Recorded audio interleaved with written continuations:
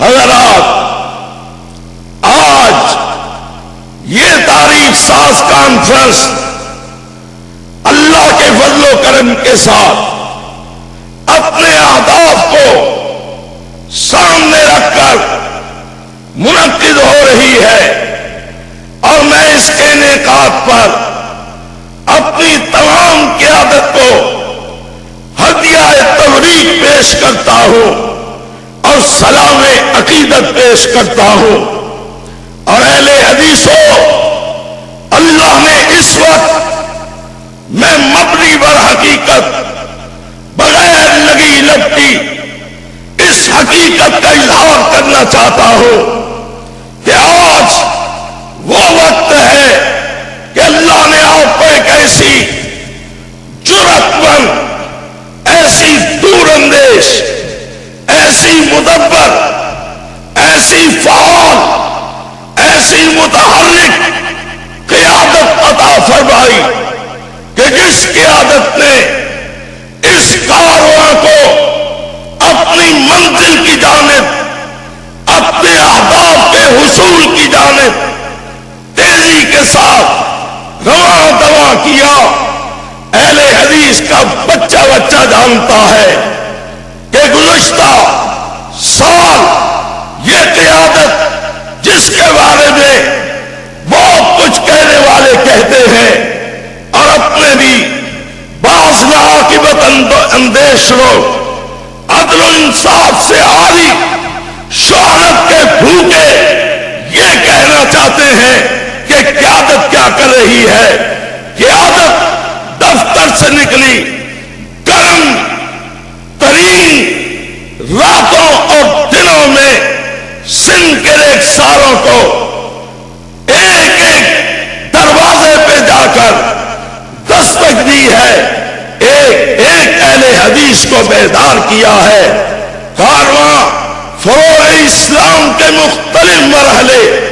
آپ کے سامنے ہیں۔ قیادت ہی تھی کہ جنہوں نے دن رات ایک کر کے ایک ایک اہل حدیث کے دروازے پہ دستک دی، محبت کی دعوت دی، اتحاد کی دعوت دی، اخوت کی دعوت دی، پیار کی دعوت دی۔ اور میں ان کی عظمتوں کو سلام کرتا ہوں کہ آج اس اسٹیج پر نمائندہ اہل حدیث موجود ہیں، اور یہ اس حقیقت کا بھی اظہار ہے، اس اعتماد کا بھی اظہار ہے کہ اس دور کے اندر اگر اہل حدیث کی کوئی صحیح نمائندہ قیادت ہے تو یہی قیادت ہے، اور اس ملک کے اہل حدیثوں کی کوئی اگر نمائندہ تنظیم ہے تو وہ صرف اور صرف مرکزی جمعیت اہل حدیث پاکستان ہے۔ حضرات محترم، یہ حقائق آپ سے مخفی نہیں ہے کہ کوئی مرحلہ ہو، کوئی موڑ ہو، آپ کی قیادت نے ہر موڑ، ہر مرحلے پر اپنے فرائض کو سر انجام دیا ہے۔ اندرون ملک، بیرون ملک جمعیت کا نام روشن کیا، جمعیت کے کام کو متعارف کروایا، جمعیت کے پیغام کو ہر دل میں اتارنے کی کوشش کی۔ اور یہ کانفرنس بھی اصل مقاصد کے حصول کو سامنے رکھ کر کہ اس وقت ملک خطرات میں گرا ہوا ہے، اٹھو، اس قیادت نے پکارا، اور صرف آپ کو ہی نہیں بلکہ اتحاد کی دعوت عام کرتے ہوئے، اتحاد کے علم کو بلند کرتے ہوئے تمام محب وطن قوتوں کو دعوت دی کہ آؤ اس وقت مل کے آگے بڑھیں اور بیرونی طاقتوں کی یلغار کے سامنے سیسا پھیلائی ہوئی دیوار بن جائیں۔ ملک کے اندر ہنگامے ہیں، افراتفری ہے،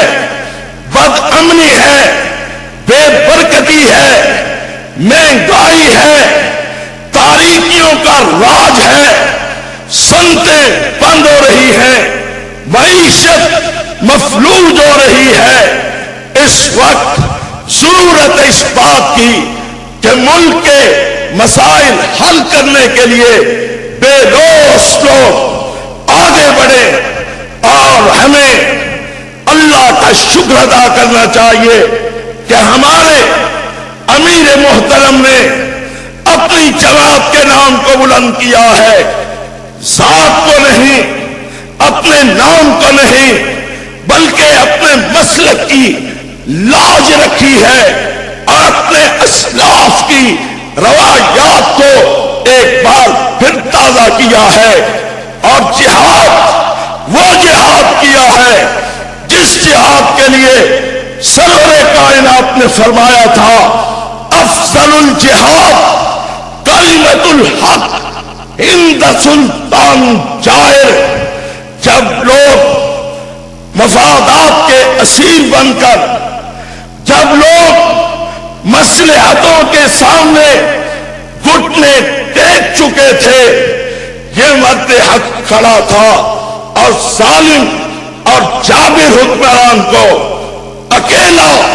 تن تنہا، پارلیمانی تاریخ کا انوکھا واقعہ ہے کہ ایوان میں کھڑے ہو کر للکارا اور کہا کہ سب یہاں سے نکل سکتے ہیں، لیکن اہل حدیث کا میر کارواں، اہل حدیث کا فرزند کبھی بھی میدان سے بھاگ نہیں سکتا۔ پھر دنیا نے دیکھا عامر کی آمریت کا جنازہ نکلا ہے اور اہل حدیث کا سر فخر سے بلند ہوا ہے۔ حضرات، اگر ان خدمات کا اس حوالے سے کہ آپ کی جماعت کیا کر رہی ہے بات لمبی ہو جائے گی، اس وقت اپنے اصل ہدف کو سامنے رکھتے ہوئے ایک طرف پاکستان کی سلامتی اور تحفظ کا مسئلہ تھا، اور دوسری طرف یہ سال تبلیغی نقطۂ نظر سے، دعوتی نقطۂ نظر سے، منہجی نقطۂ نظر سے، ناموس رسالت کے تحفظ کے نقطۂ نظر سے تحفظ ختم نبوت کے سال کے طور پہ بنایا جا رہا ہے۔ ختم نبوت کا تحفظ یہ کوئی نئی بات نہیں، اہل حدیث شروع سے ہی ختم نبوت کا محافظ رہا اور آج بھی محافظ ہے، اور بالخصوص ہم یہ سمجھتے ہیں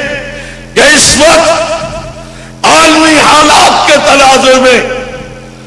قادیانی گروہ پوری دنیا میں اسلام کے خلاف اور بالخصوص پاکستان کے خلاف سرگرم عمل ہے۔ قادیانی اسلام کے بھی دشمن ہے،